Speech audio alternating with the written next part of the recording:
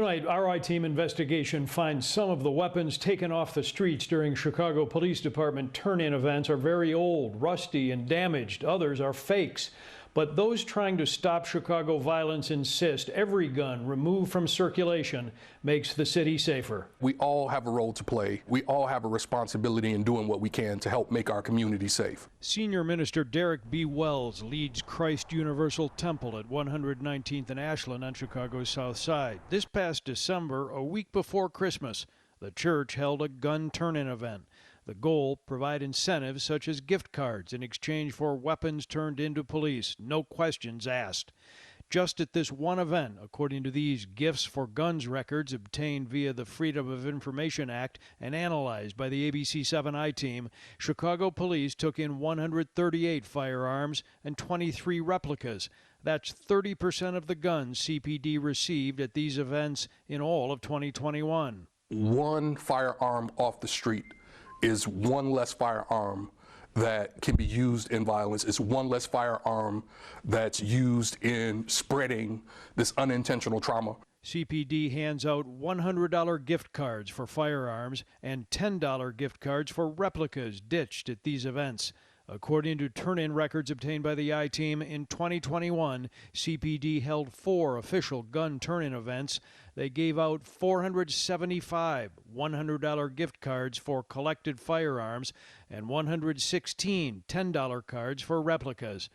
That totals close to $49,000.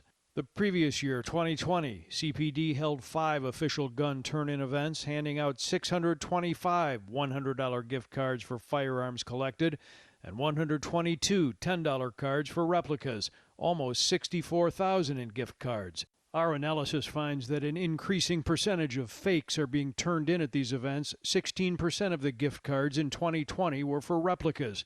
That jumped to 20% this past year. Criminals are the least likely folks who are going to be turning the guns in. Records obtained through FOIA show some of the weapons turned in are very old, including a flintlock pocket pistol that was popular in Britain during the 18th century, an early 1900s Belgian revolver, and several decades-old shotguns and rifles marked as having heavy rust.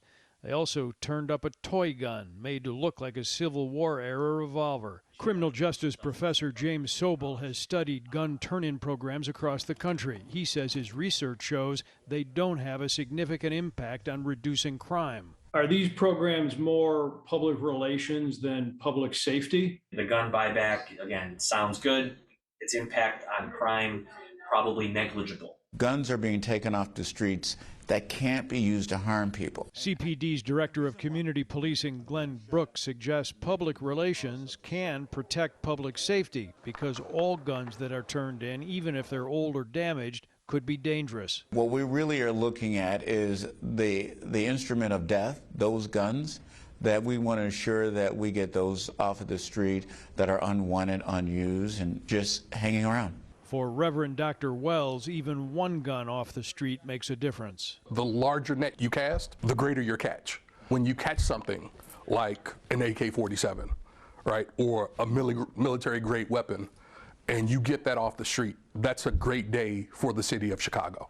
The I-Team has more of our analysis online at abc7chicago.com, where you can see details about the kinds of weaponry the police recovered. Hey, if you like that video, be sure to subscribe to our ABC7 Chicago YouTube channel.